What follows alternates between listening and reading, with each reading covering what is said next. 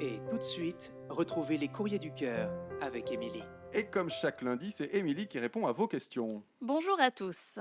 Alors, je vous parlais il y a quelques semaines que je détestais le mois de novembre, mais il y a quand même des trucs très cool en novembre. Et surtout, il y a Thanksgiving, et moi j'adore cette journée. Déjà, c'est l'occasion de se retrouver avec ses amis autour d'un bon repas chaud.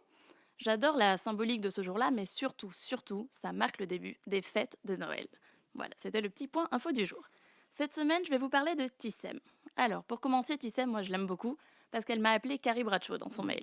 Pour ceux qui ne connaissent pas, Carrie Bradshaw, c'est un peu mon idéal féminin, c'est l'héroïne de la série Sex and the City. Elle est auteure et elle parle beaucoup des relations sexuelles, mais pas que. Alors, Tissam, elle a 26 ans, elle est en couple avec un homme qui en a 37. Jusque-là, pour moi, aucun problème. Oui, Tissem, l'âge en vrai, on s'en fiche. Tant que t'es bien avec lui, c'est tout ce qui importe. Et honnêtement, 10 ans dans cette tranche d'âge-là, vraiment, il n'y a rien de dramatique. Le gros problème, c'est qu'il t'a menti. Oui, Tissam, elle m'explique qu'il lui a caché avoir des enfants alors qu'elle avait posé la question. Avoir des enfants, c'est quand même une info pas du tout négligeable, surtout quand on débute une relation de couple. La confiance est quand même la base, le pilier de toute relation, et sans ça, je vois pas comment ça peut tenir dans la durée. C'est un peu comme enlever les murs porteurs d'une maison. Le problème, c'est qu'il lui a pas seulement caché, il lui a quand même menti effrontément. Le mensonge par omission du genre je savais pas trop comment aborder le sujet, ça aurait pu être compréhensible.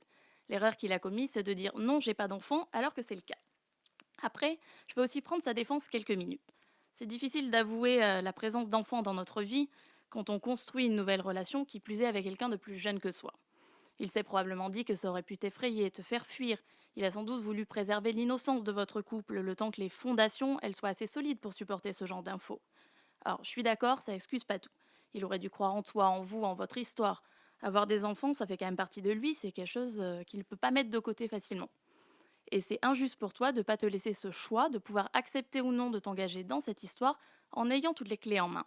Une fois bien attaché, bien ancré dans cette relation, c'est un peu plus compliqué de dire bon bah je m'en vais, parce que je suis pas prête d'accepter tes enfants. Disons qu'on comprend sa position, mais que c'est pas vraiment facile d'être dans la tienne non plus. Je le dis et je le répète, la communication c'est ce qu'il y a de plus important. Mais je suis pas en train de te dire non plus qu'il faut abandonner. Parlez-en, demande-lui pourquoi il t'a menti. C'est un gros mensonge, oui, mais l'erreur elle est humaine. Le condamne pas trop vite non plus.